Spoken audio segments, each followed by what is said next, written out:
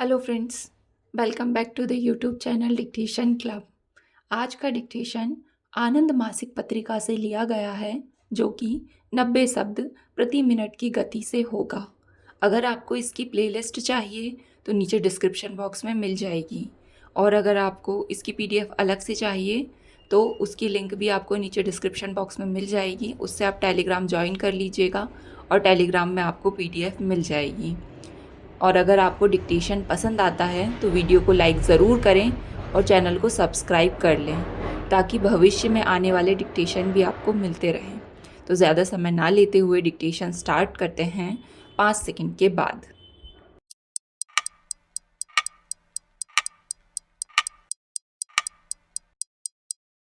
Start. उपसभापति जी, भारत ने अगली पीढ़ी के लिए हमारे इतिहास के निर्माण के लिए पहला कदम उठा लिया है। दशकों से चली आ रही केंद्रीयकृत आर्थिक नीतियों के उपरांत भारत ने हाल में एक सुधार कार्यक्रम शुरू किया है, जिससे हमारी अर्थव्यवस्था का आधुनिकीकरण, व्यापार व उदारीकरण और आर्थिक क्षमता का पूरा उपयोग हो सके। हमने निजी निवेश और प्रतियोगिता का स्वागत किया है और खुले बाजार के विकास को बढ़ावा दिया है। इसके फलस्वरूप भारत विश्व में स्पर्धा में टिकने में सक्षम है और हमारे नागरिकों का जीवन स्तर धीरे धीरे ऊंचा उठ रहा है। इन सुधारों की गति से भारत वर्तमान शताब्दी में विश्व के अकेले सबसे बड़े खुले बाजार के रूप में उभरेगा। संभवतः भारत के महत्वाकांक्षी आर्थिक सुधार कार्यक्रम की सबसे उल्लेखनीय विशेषता यह है कि बड़े ही सहज ढंग से एक बंद और संरक्षित अर्थव्यवस्था एक खुली निर्यातोन्मुख अर्थव्यवस्था के रूप में बदली है। 3 वर्षों की अल्प अवधि में दूरगामी परिवर्तन किए गए हैं। इसके साथ ही सामाजिक व्यवस्था पर पड़ने वाले गंभीर परिणामों के निराकरण के लिए तत्काल कारगर कदम उठाए गए हैं। इन कदमों तथा आमतौर पर भारत की विभिन्न राजनैतिक विचारधाराओं की सहमति के फलस्वरूप इस सुधार प्रक्रिया को अपनी एक विशिष्ट गति मिली है। भारत में हो रहे इन परिवर्तनों का भारत अमेरिकी आर्थिक संबंधों पर काफ़ी प्रभाव पड़ा है और इनसे दोनों देशों को लाभ हुआ है। नए आर्थिक संबंध बनाने के क्षेत्र में अमेरिकी फर्में अग्रणी रही हैं। भारत का विशाल घरेलू बाजार, विशाल शिक्षित, कुशल और अर्धकुशल श्रम शक्ति, सुदृढ़ वित्तीय संस्थाएं और समय की कसौटी पर जांची परखी जाती लोकतांत्रिक व्यवस्था, इन सब ने मिलकर अग्रगामी कंपनियों को निवेश के विशाल अवसर प्रदान किए हैं। वर्तमान शताब्दी के लिए अपने इतिहास की रचना करते समय हमें विभिन्न देशों के साथ और अधिक व्यापार की ओर ध्यान देना होगा। पिछली आधी शताब्दी की एक दुर्भाग्यपूर्ण घटना दुनिया में विनाशकारी आयुधों का निर्माण है।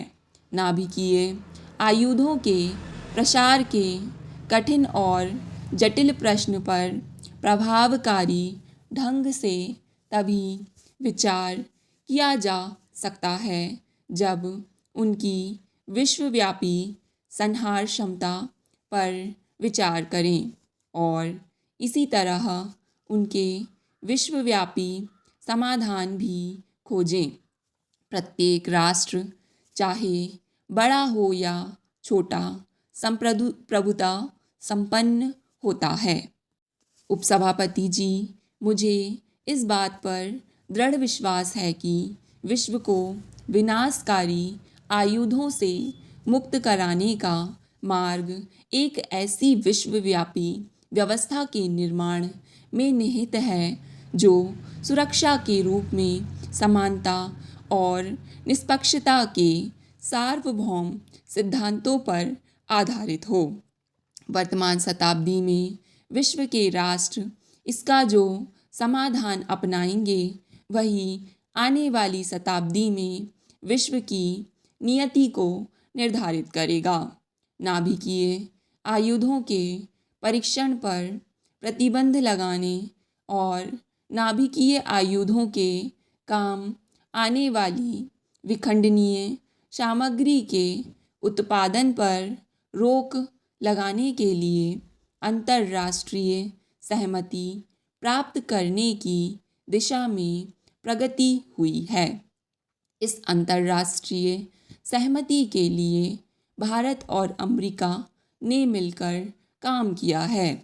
इन उपलब्धियों को ठोस रूप देने के लिए विनाभीकरण की दिशा में और अधिक सार्थक कदम उठाए जाने चाहिए तथा आज अंतर्राष्ट्रीय परिस्थितियों में ऐसा संभव है। हमें बहुत कुछ और करना है। हमारा उद्देश्य है नाभिकीय आयुधों से मुक्त विश्व। इस बीच जहां एक ओर नाभिकीय निरस्त्रीकरण के लिए गंभीर बहुपक्षीय वार्ताएं चलें, वहीं सावधानी के तौर पर लघु अवधि के लिए नाभिकीय आयुध का पहला प्रयोग नहीं समझौता बल्कि वास्तव में नाभिकीय आयुधों के प्रयोग पर रोक लगाना आवश्यक है। सार्वभौम विधि और संविधान की भावना के अनुरूप इन राज्यों का संघ चिरस्थायी है। सभी राष्ट्रों के मूलभूत कानून में भले ही यह व्यक्त न की गई हो, चिरस्थायित्व निहित है। यह बेहिचक कहा जा सकता है कि किसी भी सुगठित सरकार ने अपने कानून में स्वयं की समाप्ति का प्रावधान नहीं रखा। भौतिक रूप से हम अलग नहीं हो सकते। हम अपने विभिन्न अंगों को अलग नहीं कर सकते, ना ही उनके बीच एक अलंघ्य दीवार खड़ी कर सकते हैं। पति और पत्नी का तलाक हो सकता है और वे एक दूसरे से दूर और इतना दूर जा सकते हैं कि वे एक दूसरे से मिल ना सकें, किंतु हमारे देश के विभिन्न भाग ऐसा नहीं कर सकते।